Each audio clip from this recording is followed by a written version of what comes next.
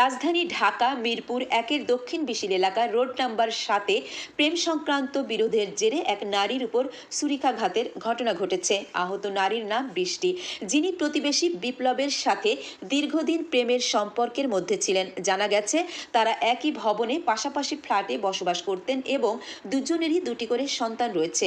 অভিযোগ অনুযায়ী বৃষ্টি বিপ্লব সহ আরও কিছু ব্যক্তির সঙ্গে সম্পর্ক রেখে অর্থ আদায় করছিলেন। এতে বিপ্লবের মধ্যে ক্ষোভ তৈরি হয়।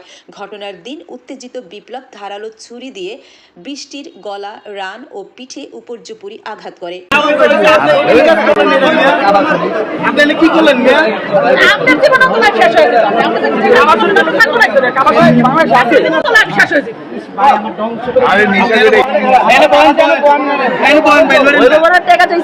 স্থানীয়রা দ্রুত বৃষ্টিকে উদ্ধার করে হাসপাতালে ভর্তি করেন।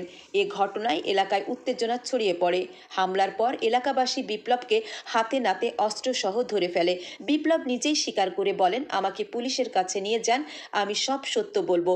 পুলিশ জানিয়েছে ঘটনার তদন্ত চলছে এবং আইনানুগ ব্যবস্থা গ্রহণ করা হবে।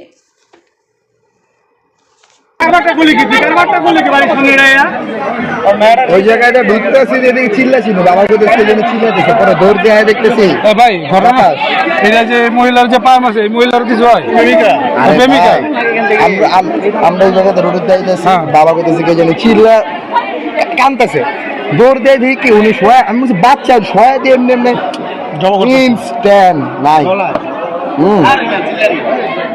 বুঝেন না ইন্ডিকেটার ধার ইন্ডিকেটার লয়ে আইছে।